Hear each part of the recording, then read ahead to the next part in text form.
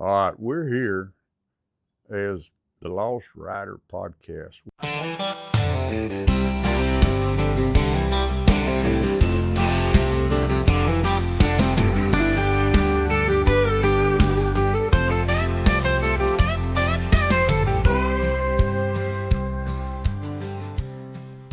Good morning and welcome to the second half of this week's News from the Camp House at Sermon Broom. We're sitting up here in Dallas this morning with the Dallas Safari Club new executive director, Mr. Russel Stacey. I say he's the new executive director, but this is not new to him.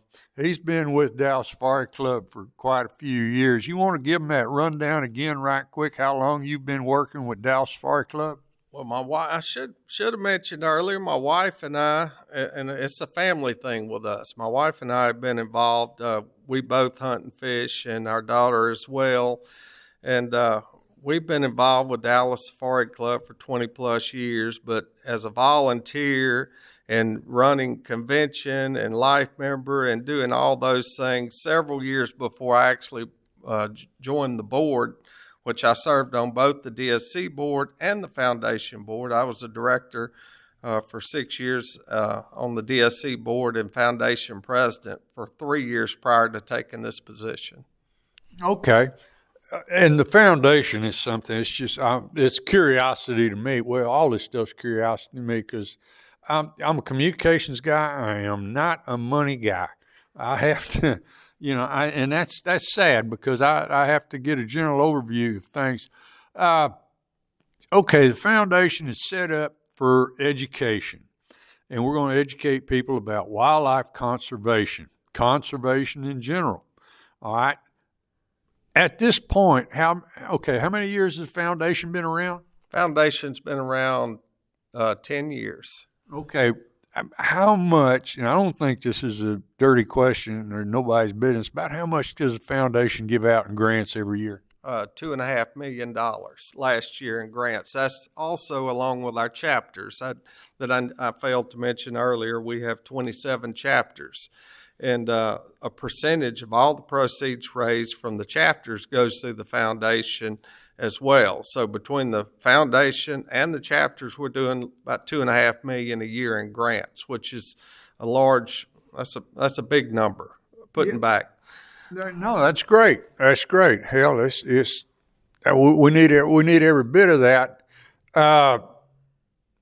Need every bit of that to educate people. And like we always say, you laughed at me a while ago when I said something about preaching to the choir, because we can blame ourselves for doing that quite a bit sometimes. But, it's the general public that we need to go out and try to have an impact on, as well as just a simple promotion of conservation and teaching people how it works.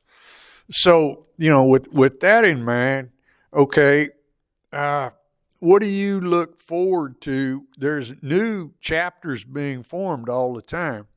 There are. We have a chapter coordinator on the East Coast and one on the West Coast, and they're always looking for new chapters and new areas. We have 4 chapters in Texas alone, and then we have our other chapters. I think we're represented in 17 states right now for those chapters. So we have chapters in South Carolina, and we have them in Montana, so as far west as Montana.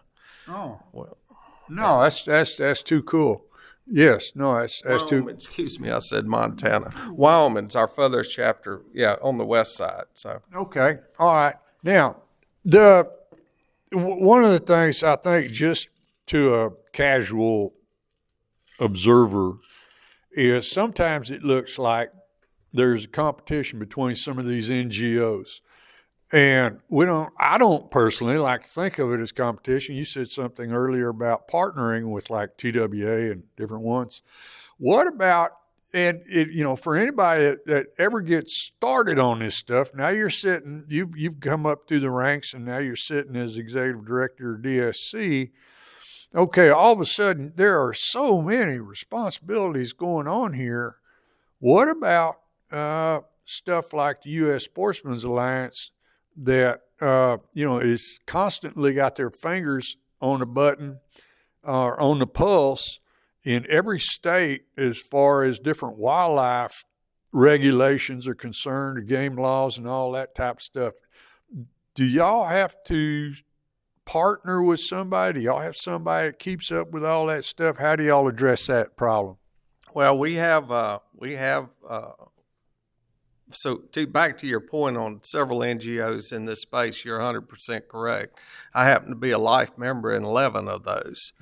and I am a believer in conservation, education, and advocacy. And how you find your place and which one you settle with, I mean, they all do really good work. I support all. I guess the reason DSC jumped out at me and stuck is because it's volunteer. It's more volunteer run and organized, and it's a little different than others uniquely because of that volunteer base. We have what we call a DSC 100, which is expanded to 500. And those are volunteers that help put these shows and events on and help us raise money. So we don't have to hire outside help and temp help and different things. We have our members help put these events on, which makes the event more profitable. Then that allows us to give more back. Mm-hmm. But it's also engagement. It's like a big family. So that's kind of what brought me in more. And with the DSC, it appealed to me because I was bringing my daughter up, and I wanted her to be more involved in this space, which she absolutely adores. And she loves hunting and the outdoors and fishing and traveling the world. And we need to get more kids in that space. But we do work with others, but we do have someone on staff in Washington and working as a lobbyist there and helping, look out for our make sure our importation laws and things going on state by state, we're addressing all those. So we have someone in-house, but we work with other organizations as well. We vet through the foundation all these different organizations and which ones that are, we need to get behind and push an initiative, and we get behind them and fund them, help fund them. We can't fully fund. It takes us all working together to do this. All right. No, that's a great answer. Okay. All right. I'm going to drop back just a little bit and go back to the youth education part of this. Communications are such a major. Now we've got all kinds of social media out there. Too many people on it, but you have to use it to your advantage. And you got to figure that out. Now, to figure out how to do that, you absolutely got to have somebody younger and smarter than me. But there's something there. And again, is this not maybe a gateway to the public that we're not always preaching to the choir? Well, you're right about the social media. I'm not a big social media. I'm more of a sit down and have a conversation person. But we have to have that in this space we live in, this world we live in today. We have two employees here that daily work on building posts out and sharing, because that's the best way to get our message out now in the world we live today. People are all engaged in it. So.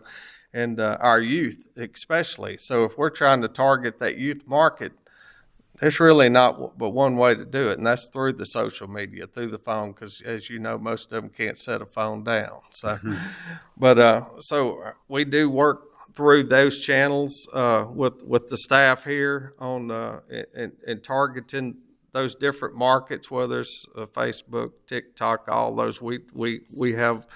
We're on all of those social networks and trying to get a younger market and draw that younger crowd into this and educate them on what we do, because I can't state enough that we're not, we are a hunting organization, but we're not just a trophy hunting club. We're trying to conserve, and educate.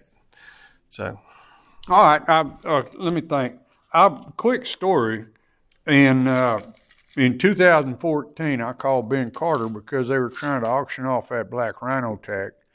And I asked him, they were taking such a beating on the internet And I called Ben Carter. He was executive director here at the time. And I said, Ben, that old bull y'all trying to kill's got an ear tag. That's not just a tag going out, just out into the, go shoot one out to herd.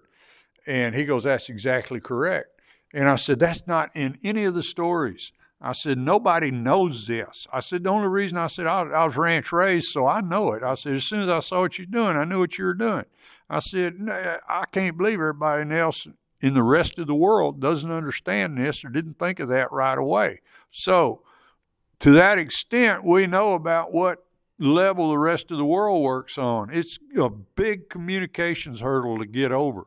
It is, and a lot of that is we need to do better at that message and getting the message out. I was around when that rhinos. In fact, I was working that convention, and there were bomb threats and everything else on the convention center, as well as death threats on the person that bought it. And what a lot of people didn't know about that rhino is that rhino was a non-breeding rhino that had also, the one they ended up targeting on that hunt had killed 5 youth. Mm-hmm. So that money all went back into the rhino conservation. It didn't go in the profit of DSC. It didn't go into the profit of an outfitter. It all went back to the conserving of the rhino. So by taking that old bull, that aggressive bull and non-breeder, they actually, saved other rhinos in the process. So, but it's just, it's on us. We need to do a better job of messaging that and educating people of what we do and why we do it. So, right. Well, this thing at the Gaylord, that is a big step. I think. I believe that. I think that's a great step. So anyway. All right. Well, you got people working social media. Y'all are doing a big job in conservation. Russell, we want to thank you. And thanks for being with us this morning. Thank you, Herman, for having me on your show today. All right, folks. I hope you learned something this morning. Good interview. Now, this weekend's edition was also brought to us by the Shaw's Bend Social Club. Country club folks who don't have a country club. Go out, have a big weekend, have lots of fun, be safe. And y'all just remember, pretty much any day is sure a good day to be out in the woods.